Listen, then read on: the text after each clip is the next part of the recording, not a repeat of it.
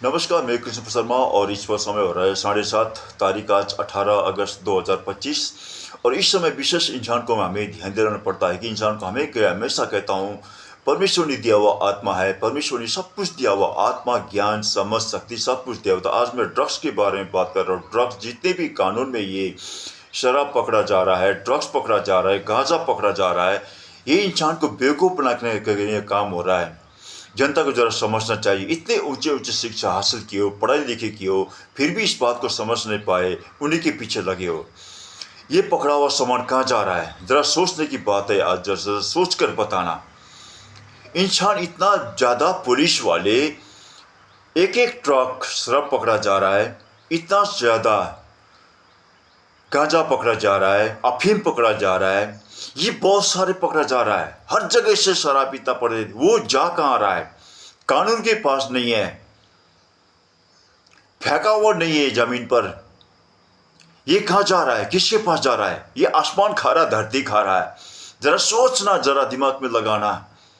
जनता को इतना बेवकूफ बनाकर पैसा लूटने का, ये भी पकड़ा हुआ जितने भी सामान है, ये उसी दुकान पे वापस जाता है, वहीं से फिर जनता के पास आ रहा है। कोई फेंकते नहीं है। जब इंसान को समझना चाहिए, अपने दिमाग को खोलना चाहिए। 21वीं शताब्दी है। पढ़ लिख कर कभी भी इंसान को बेवकूफ बनना नहीं चाहिए, अनजान बनना नहीं चाहिए। सीखना चाहिए, देखना चाहिए। हर किसी को पास परमेश्वर ने सभी को एक ही आत्मा, एक ही ज्ञान, एक ही समझ शक्ति दिया हुआ है। फिर भी इंसान क्यों ऐसे हैं आज? इतने ऊंचे ऊंचे शिक्षा हासिल करते हैं, फिर भी ज्ञान कहाँ है? सोचने की बात है जरा एक इंसान के लिए। मैं बार बार चिल्ला रहा हूं। कहते हैं यहाँ पर बहुत लोग, संसार में इंसान कहते हैं, ये कृष्ण प्रसाद शर्मा क्यों बेकार में चिल्ला रहा है? मैं बेकार में कभी नहीं चिल्लाता हूं, बेकार में कभी नहीं, मैं नहीं बोलता हूं। 50 साल हो गया हमने इस बात को काम करते हुए। ये बात जरा सोचने की बात है इंसान के लिए। इतना सारा पकड़ा हुआ सामान खा जा। आज ट्रक, एक ट्रक शराब पकड़ा गया, वो इतना ही शराब पकड़ा गया। ये जागा आ रहा है, किसके पास है? उसी दुकान पे जाकर वहां से फिर लूट आ रहा है जनता के पास। कानून इतना बेवकूफ बना रहा है इंसान को। कानून को मैं कह रहा हूं, कानून से जनता को मत डरना चाहिए, क्योंकि संविधान कानून पालन नहीं करता हो तो जनता को भी कानून को मानने का अधिकार नहीं है। कानून को पुलिस वाले हर जगह अत्याचार कर रहे हैं। एक हिस्सा के लोग ही कानून में अच्छे हैं, क्योंकि वो भी उन 3 हिस्सा के कारण से बद्धता में फंसे हुए हैं। उनके डर के अंदर नीचे पड़े हुए हैं, कुछ नहीं कर सकते, क्योंकि उनको भी जान का खतरा है, उनको परिवार का खतरा है। लेकिन सब मिलकर इसका सामना करोगे ना, जनता को सब एक होकर सामना करोगे ना, कोई मुश्किल काम नहीं है। एक के ऊपर अत्याचार होते हुए तमाशा मत देखना चाहिए। अपना जैसा सभी को समझो, एक दूसरे को भी इंसान समझो अपने जैसा। वो इंसान को काम आता है। पैसा कभी काम नहीं आता, कोई भी चीज संसार में काम नहीं आता।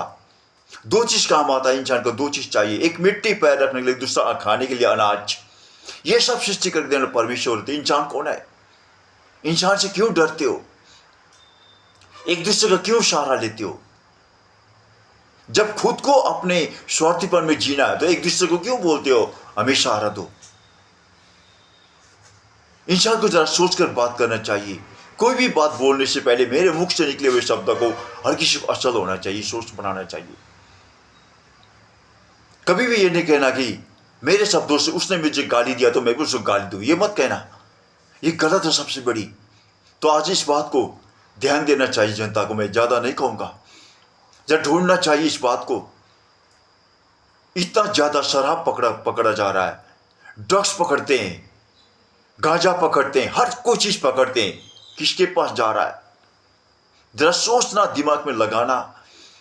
हर कोई नौजवानों को इस बात को सोच ध्यान देना चाहिए। कोई भी जगह पकड़कर सामान लेके वो लोग जाते हैं पुलिस वाले, कहाँ ये सामान, किसके पास जाता है? उसी दुकान में वापस जाता है, वहां से फिर जनता को फिर लूटने का काम हो रहा है। हाथ जोड़ के विनती करता हूं जनता से, मैं ज्यादा दिन अब बोलूंगा नहीं। अब अपने मेरे को विदा होने का समय आ चुका है। मैं छोड़ दूंगा इस सब काम को। अपना ज़िंदगी जीऊँगा।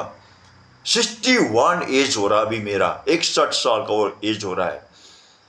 इतना दिन मैंने काम किया जनता के लिए, लेकिन जनता को समझ में नहीं आया, तो अब मेरे को भी बार बार बोलने का अधिकार मैं छोड़ दूंगा। मुझे कोई दरकार नहीं है, अपना ज़िंदगी जीना है, छोड़ दूंगा अब मैं। क्योंकि इंसान को जितने भी समझाओ, अगर उसी जगह में लगे पड़े रहे तो फायदा क्या है उसको बोलना? मुख दुखाकर बोलना क्या काम है? कोई जरूरत नहीं मेरे को बोलना। छोड़ दूंगा इस चीज, मैं अलग हो जाऊंगा। अब भी समझ में नहीं आया, मैं बार बार कह रहा हूं, हर चीज को देखो, बोलने से पहले, किसी को दोष लगाने से पहले भी उसको देखो। बाइबल धर्मशास्त्र में हमें यह कहा गया है कि ये इंसान उनको इंसानों की अधर्मी गलती दिखा दे, अगर नहीं दिखाया तो उसको अपनी गलती में मरेगा, उसका लेख मैं तेरे से लूंगा, क्योंकि तूने जानते हुए नहीं कहा। इजिकल की पुस्तक 3 अध्याय के 19 पद पर। बाइबल पढ़ने के बाद इंसान को चुपचाप नहीं चलना है, प्रार्थना करके घर पर नहीं रहा। परमेश्वर भी नहीं बैठे, परमेश्वर भी नहीं बैठे। परमेश्वर दिन के बादल में खंभे बनकर, रात को आग का ज्वाला बनकर जनता को काम रास्ता नहीं चले थे। और परमेश्वर भी उसी इंसान के लिए रोग ठीक करने के लिए हर जगह गांव घर घूमकर काम किए थे। उसी तरह बाइबल पढ़ने के बाद काम करना चाहिए, जरूरी है।